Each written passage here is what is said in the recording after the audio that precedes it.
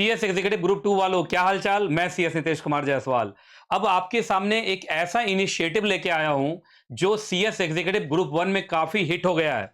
मतलब जेआईजीएल सब्जेक्ट में मैंने ये इनिशिएटिव लॉन्च किया। इनिशिएटिव तो आपके सामने ही है, एनकेजे ओरल टेस्ट, है ना। एनकेजे ओरल टेस्ट नाम का इनिशिएटिव जब से मैंने ग्रुप 1 में लॉन्च किया है, आपको विश्वास नहीं होगा, ग्रुप 1 के बच्चों का कॉन्फिडेंस काफी बढ़ गया है।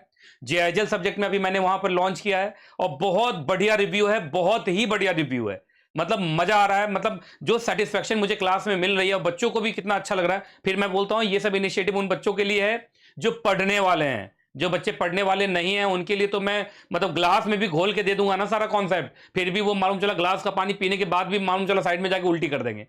लेकिन जो बच्चे पढ़ने वाले हैं ना, वो बस टीचर का इशारा समझते हैं, माता पिता का इशारा समझते हैं और वो हमेशा अपने माता पिता और टीचर के कहे हुए रास्ते पे चलते हैं।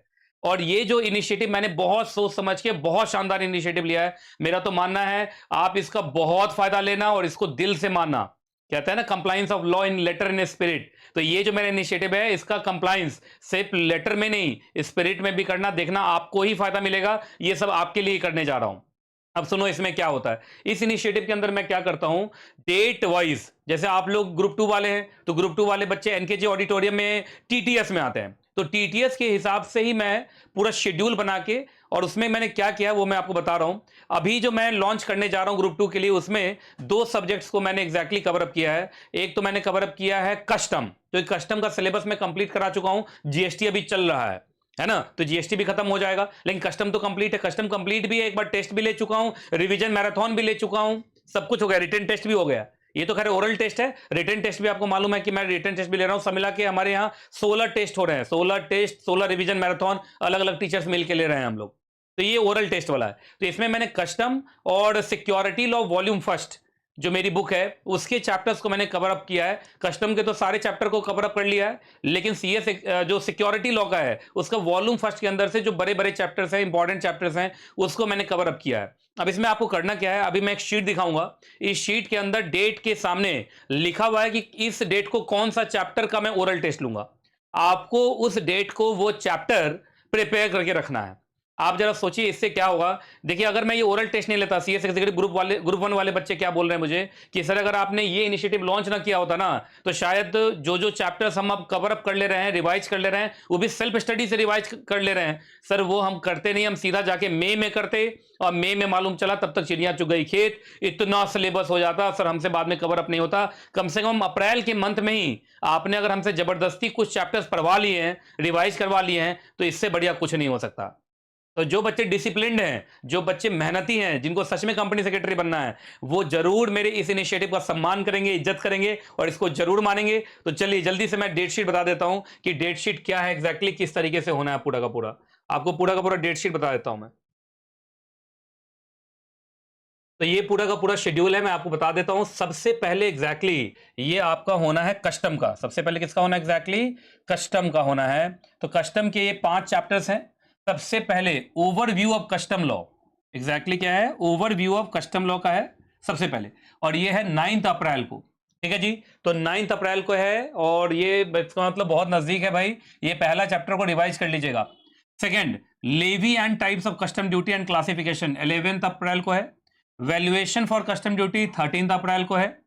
Administration of custom law 16 April को है। And custom law miscellaneous 18 April को है। आप सबको मालूम ही है कि कस्टम के अंदर मैंने 5 चैप्टर्स पढ़ाए हैं और जीएसटी के अंदर तो खैर 17 से ज्यादा चैप्टर पढ़ा रहा हूं। खैर ये कस्टम का है और ये कस्टम के 5 चैप्टर का मैंने यहाँ पे आपको एग्जैक्टली ओरल टेस्ट देना है। अब ओरल टेस्ट देने के लिए ये तो श्योर है कि आप इसको पढ़ेंगे और पढ़ेंगे तो फायदा आप ही को होगा। आइए, CMSL volume first and volume second भी से, अच्छा वॉल्यूम सेकंड से भी है। म्यूचुअल फंड चैप्टर 20 अप्रैल को। International financial service centre IFSC, आपको मालूम है न्यू सिलेबस में से 23 अप्रैल। Listing of securities plus listing agreement 25 अप्रैल को पूछूंगा। एंड कॉर्पोरेट गवर्नेंस 27 अप्रैल को पूछूंगा। तो ये सारा का सारा आपका शेड्यूल है अप्रैल का।